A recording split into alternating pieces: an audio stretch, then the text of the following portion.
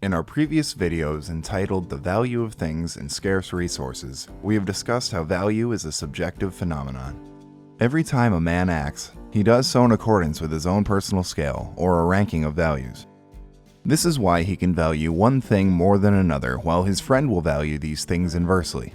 This is because people have different goals.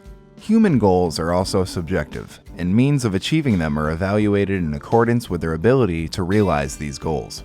Regardless, we cannot precisely measure the difference between values prescribed to any two things by a valuing person.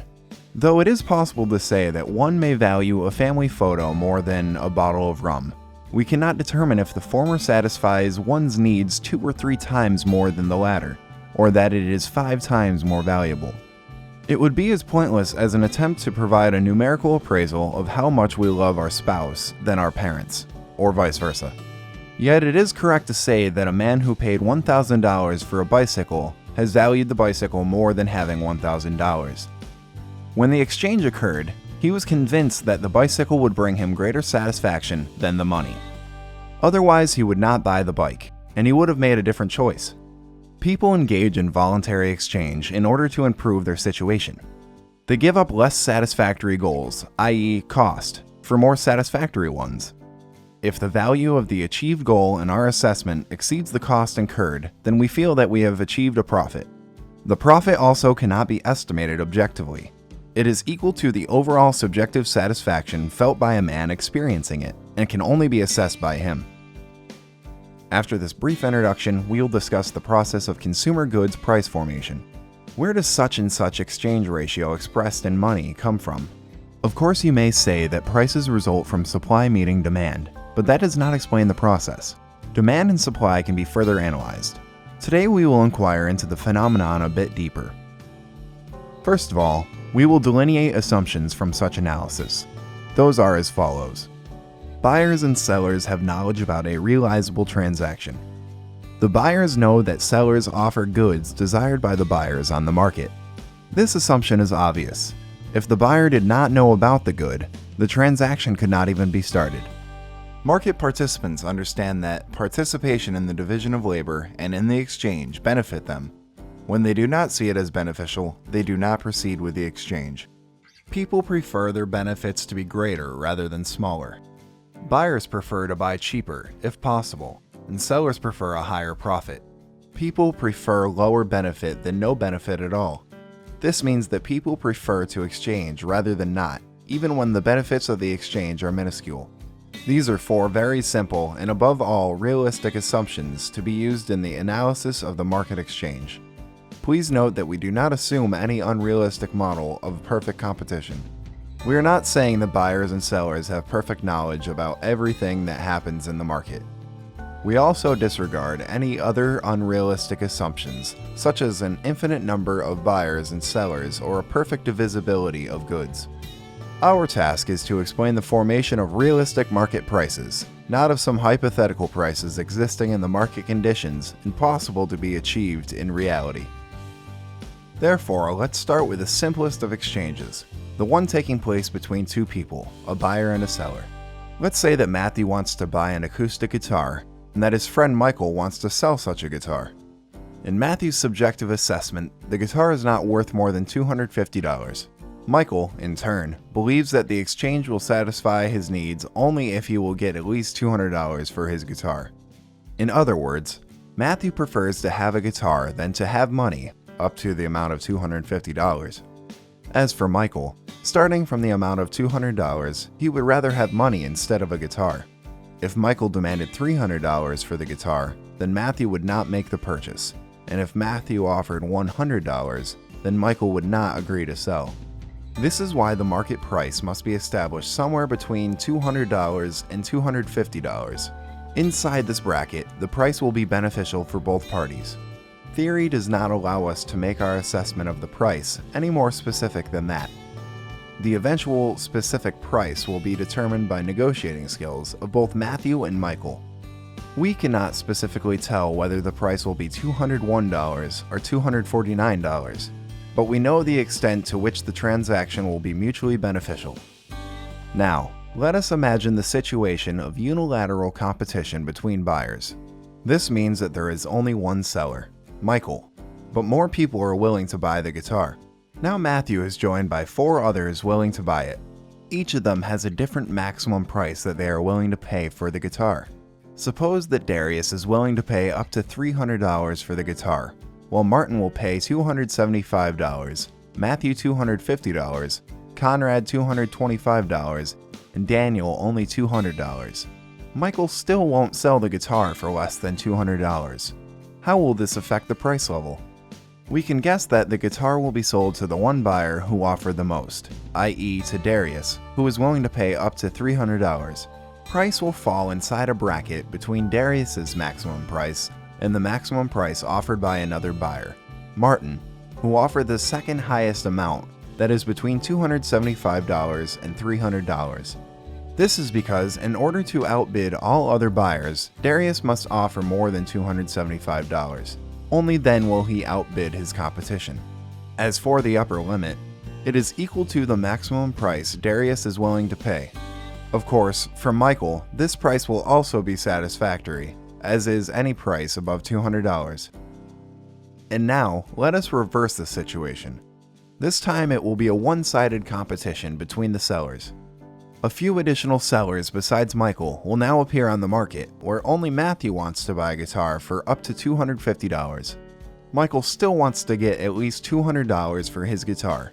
But here at the scene enter Darius, who will be satisfied with a price of $190, Martin, who wants to get at least $180, Conrad with a minimum price of $170, and Daniel with a minimum price of $160.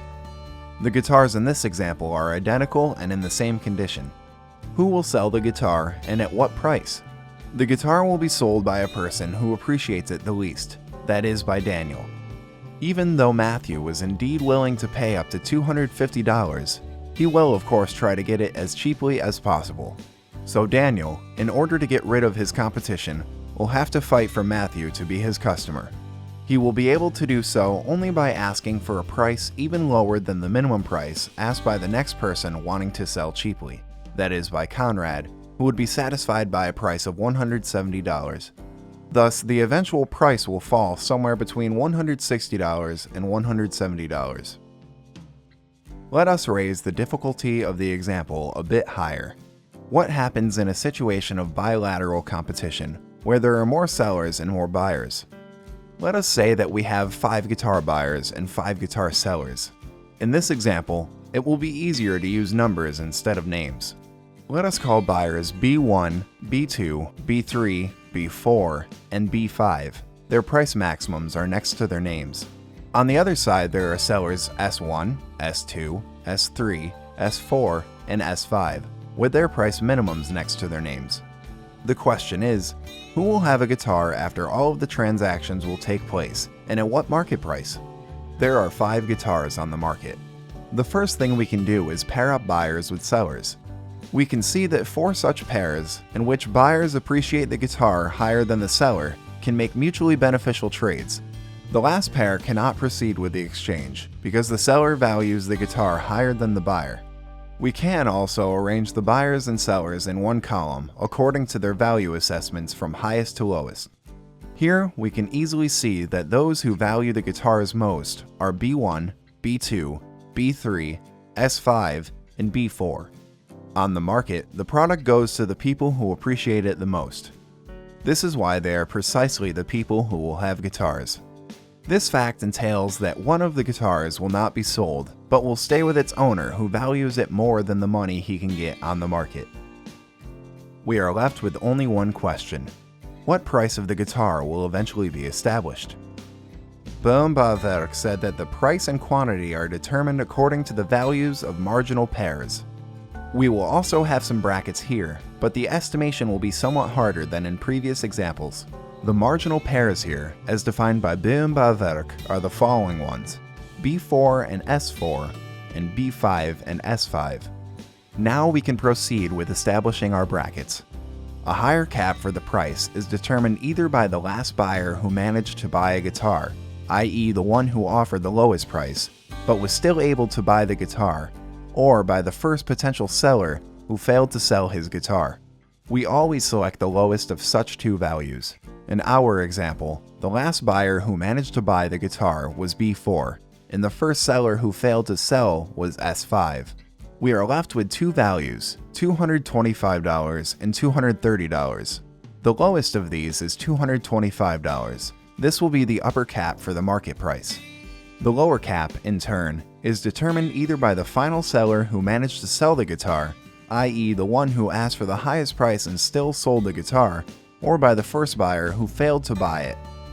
In our example, these two are seller S4 and buyer B5. S4 asked for $210 and he still managed to sell it.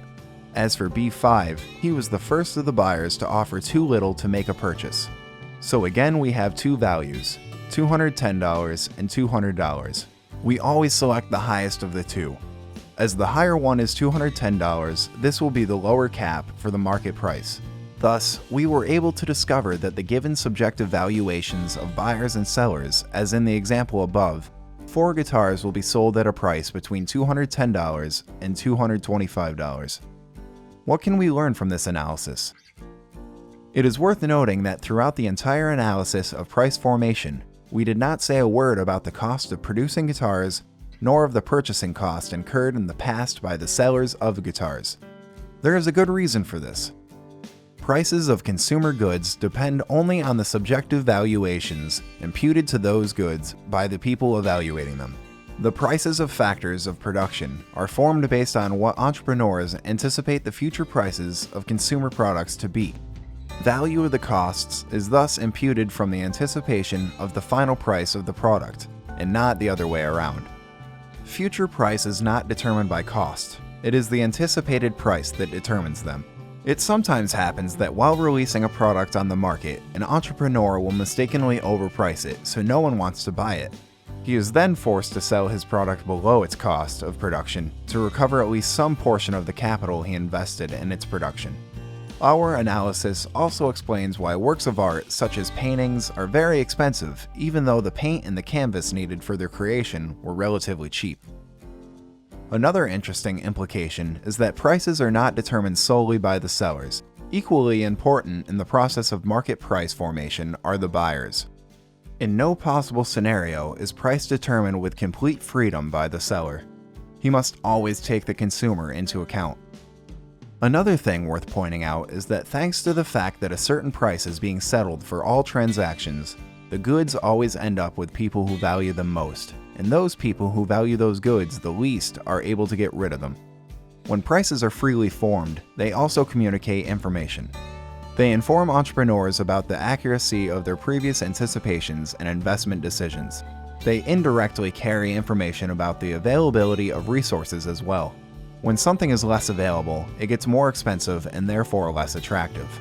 Because of the existence of prices, people are saving less accessible resources, and though people who really need them pay the higher price, they are at least able to get them. Artificial inhibition of prices increases for less available resources, only causing shortages and misallocations of these resources. This is how the system of free prices works on the market.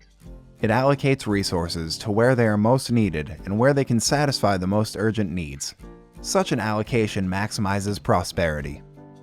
Any interference in the pricing system causes worse allocation of resources than it could have been, reducing satisfaction felt by participants of exchanges. You can find out more on this topic in the video entitled The Market Price System. The last thing to point out today is the fact that the prices are set by the so-called marginal buyers and sellers. This knowledge also applies to the financial markets. As Mark Skousen wrote in his book, A Viennese Waltz Down Wall Street, Austrian Economics for Investors, it takes only a marginal shift in investor sentiment to change the direction of stock prices. For more, visit EconClips.com. If you don't want to miss out next video, subscribe to our YouTube channel and like our Facebook page. If you like our project, please support us at patreon.com or by PayPal. You can find the links in the description below.